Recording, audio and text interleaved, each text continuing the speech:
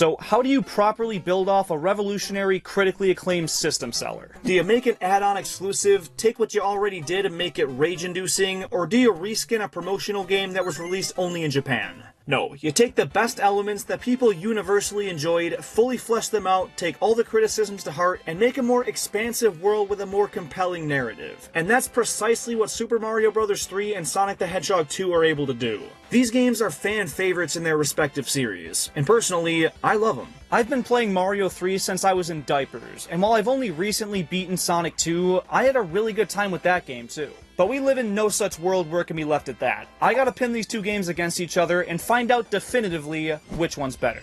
Now, it's important to note the original games were packed in with pretty much every NES and Sega Genesis console, so each series had a pretty large install base of fans right out of the gate. But if the first one was essentially free, the second one needed to shake things up a good bit to both justify its own creation, as well as encourage people to pull their wallets back out and pay for something new. On the surface, it doesn't look like Sonic 2 does that, but the sales figures say otherwise, so the marketing must have done something right. Compared to their first game sales, Sonic 2 outperformed Mario 3, with right over half of consumers returning for more, while Mario 3 only pulled in around 43%. And with the Genesis selling about half as well as the NES, looking at the percentage of console owners who bought each game, about 25% bought Sonic 2 and 28% got Mario 3, so they performed almost symmetrically. But there was twice as long of a gap between these two games compared to these two, and as a result, this feels night and day from that first game, while this looks mostly the same. How are these games even for the same console? It's one of the biggest graphical leaps this series ever took, and it did so with one system.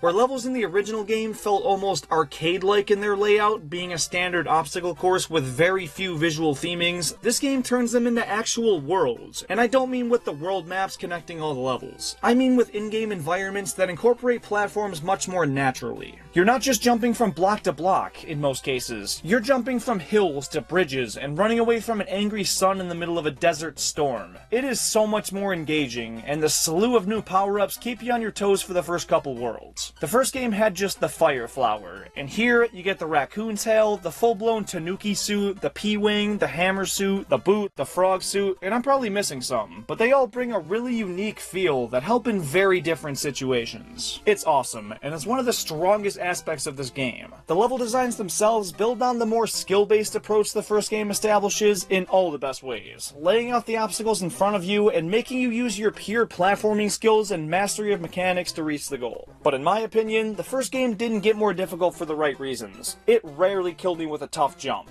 Instead, the levels got harder by incorporating more and more enemies, highlighted by the damn Hammer Bros. But this one has platforms that move, sink underwater, drop, and enemies you should use as platforms. Now, World 8 does ramp up the enemy and cannonball usage, but those bring less of an unpredictable element like the Hammer Bros brought, and still rely on you being able to carefully maneuver tight windows and jumps. And just like with the foundational games, this is a huge area that differentiates the two series. They're both, by genre, This time.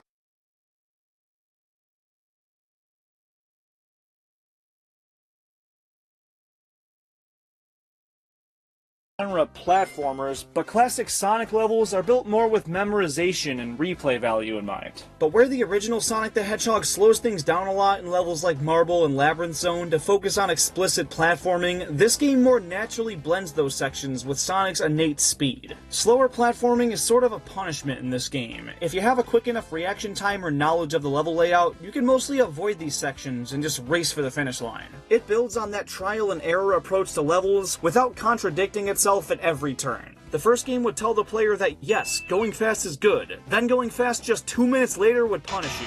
And even with the stage layouts completely memorized, the most optimal run can still involve waiting for all this shit. And here there's a lot less of that BS for returning players, because there's branching routes through pretty much every level almost all the time. If it's your first time playing, you're gonna miss out on some of the better paths and have to platform your way to the end, like the better half of the first game did. But you still frequently get a taste of speed with the increased use of spectacle sections. The first game had a few of these, but this one takes it to a whole new level, with these long straightaways and loop-de-loops that get you flying at top speed, which feel great, but are a bit less rewarding when they're just handed out. Going fast previously was an accomplishment. You had to sprint uninterrupted for a few seconds and build up to that top speed, but this game game introduces boost pads, which take you from 0 to 60 instantly, and the spin dash, which can be used at any time and takes you right to full speed. These make speed a much more central and attainable part of the gameplay, and with levels that feed into it, you're getting way more of an adrenaline rush your first time through, and it acts as sort of bait to keep you coming back looking for even faster ways through levels. It's done really well, and is way more consistently quality than the original. There weren't any zones I absolutely despised. Yeah, not even Metropolis Zone. There's new starfish enemies and praying mantises that are super hard to avoid, and the placements can be flat out stupid, but after the f***ing nightmare of Labyrinth Zone and especially Scrap Rain, I expected worse and was pleasantly surprised. And where worlds in the first game were really distinct and visually creative, this game takes that to all new heights. Everything just pops in this game. Instead of the bland Green Hill Zone, you get the shiny new Emerald Hill, which perfectly sums it up. Mario 3 doesn't have nearly as much flair, but it's one of the most foundational 2D platformers, so it really doesn't need it. And that's an excuse for a lot of its modern shortcomings. It paved the way with something basic so everything else could branch out and build off of it. And that's valid, and will continue to be a theme as we compare these series further. But looking at it as a standalone game present day, it doesn't really help its case. Levels weren't designed with any kind of replay value in mind, despite having a world map that could make that so easy. And to make matters worse, if you want to replay a level again, you gotta restart the f***ing game, which is really dumb. But none of these really warrant that anyways. They're fun once, about as much fun as a Sonic 2 stage on its first run, and then you're done with it. Then on a second and third playthrough, they go completely opposite directions, with Sonic 2 feeling more natural and fun, and Mario 3 feeling more repetitive and stale. And that carries into the boss fights too. In Mario 3, they're all the exact same and almost mindless, jump on its head 3 times. But Sonic 2's bosses each incorporate its level gimmick in a really innovative way that you have to actually figure out. Besides the first one, it's just there to show you that, yep, Eggman's the bad guy. But there's flaws even beyond being more standard than Sonic. There's auto-scroll levels that ruin what should be a pretty fun stage, these puzzle castles with no direction that are a nightmare to maneuver even with internet, mandatory water levels, and a final boss that was very underwhelming. But Sonic 2's got its fair share of issues as well. The final boss is also not very good, you still get those jank deaths now and again with awful enemy placements, and your first run through a stage can be kinda infuriating here and there, but those don't hurt it nearly as much. Now, I'd be remiss if I didn't mention the biggest addition to Sonic 2, Miles' Tails Prower.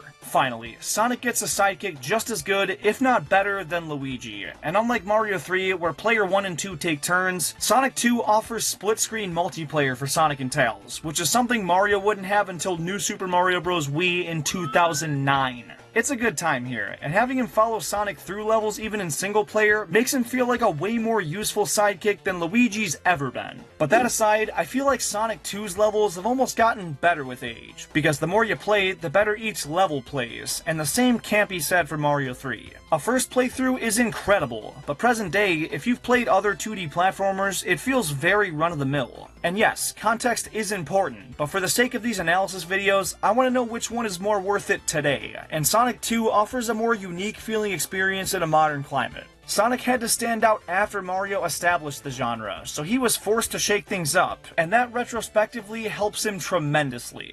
Honestly, these two games are a lot closer than I initially thought. I have so much nostalgia for Mario 3, and it might be my favorite 2D Mario game, but I understand my personal bias, and after playing through Sonic 2, I enjoy a lot of what it brings to the table, and find it to be a really refined playthrough. Maybe it's because it's new to me, or maybe I'm feeling sympathetic towards Sonic, but I'm taking Sonic the Hedgehog 2 in this one, bringing our debate to an even 1-1. Next up, Super Mario World vs. Sonic 3 and Knuckles. If that video is already out, give it a watch there, and if not, check out one of the other videos on screen that I know you'll enjoy. And if I got this one wrong, or you have a different take on this, leave all your thoughts down in the comments. And please have a fantastic rest of your day. As always, I'll see you later.